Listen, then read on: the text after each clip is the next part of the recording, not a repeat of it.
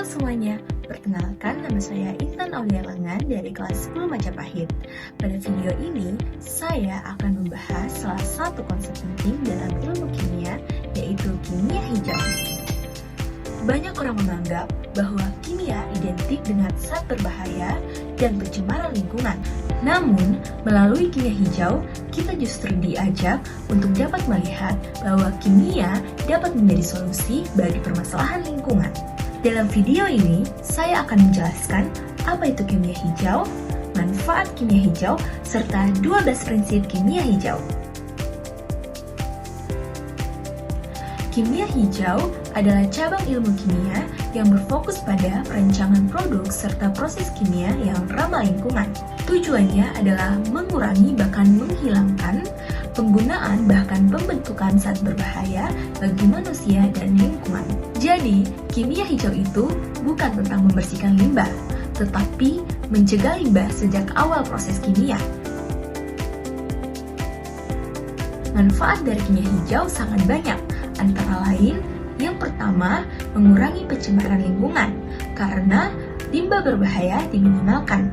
Kedua, meningkatkan keselamatan manusia, baik bagi pekerja industri maupun konsumen. Ketiga, menghemat energi dan sumber daya alam. Keempat, mendukung pembangunan keberlanjutan, sehingga kebutuhan saat ini dapat terpenuhi tanpa merusak masa depan.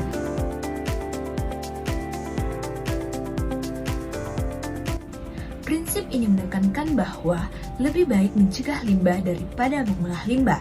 Artinya, proses kimia dirancang untuk menghasilkan sampah seminimal mungkin sejak awal. Contohnya adalah membuat reaksi yang langsung menghasilkan produk tanpa sisa berbahaya. Reaksi kimia harus memanfaatkan sebanyak mungkin atom bahan baku menjadi produk utama, karena semakin sedikit atom yang terbuang, maka semakin ramah lingkungannya. Contohnya adalah reaksi yang tidak menghasilkan banyak zat sisa.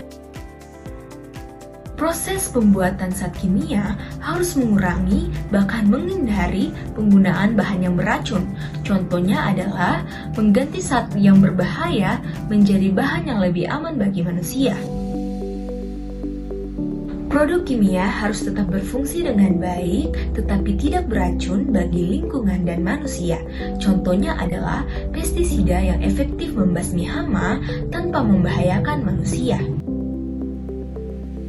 Pelarut seringkali berbahaya, maka prinsip ini menganjurkan kita untuk menggunakan pelarut yang lebih aman atau tidak menggunakannya sama sekali. Contohnya, mengganti pelarut yang berbahaya dengan menggunakan air sebagai pelarut alami. Proses kimia sebaiknya dilakukan pada suhu dan tekanan yang normal agar menghemat energi. Contohnya, reaksi yang tidak perlu dipanaskan berlebihan. Gunakan bahan baku yang dapat diperbarui, bukan yang akan habis. Contohnya adalah bioetanol dari tanaman sebagai pengganti bahan bakar fosil. Proses kimia sebaiknya menghindari langkah tambahan yang tidak perlu karena dapat menghasilkan limbah. Contohnya, reaksi satu tahap tanpa bahan tambahan. Katalis membantu reaksi berjalan lebih cepat tanpa ikut habis sehingga lebih efisien. Contohnya, enzim sebagai katalis alami. Produk kimia sebaiknya mudah terurai secara alami setelah digunakan.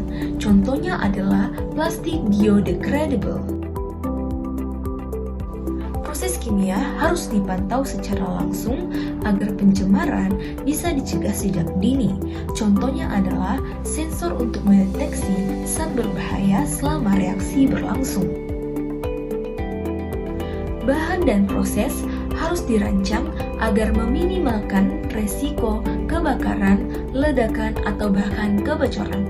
Contohnya adalah mengganti gas yang mudah meledak dengan cairan yang lebih aman. Dengan menerapkan 12 prinsip kimia hijau, kita dapat menciptakan produk dan proses kimia yang aman, efisien, dan berkelanjutan. Dari penjelasan yang telah disampaikan, dapat disimpulkan bahwa kimia hijau adalah pendekatan kimia yang bertanggung jawab bagi lingkungan dan kehidupan manusia. Sebagai generasi muda, kita memiliki peran penting untuk mempelajari dan menerapkan ilmu kimia dengan bijak demi menjaga bumi demi masa depan. Thank you, everyone! Thank you, Elmo! Boom!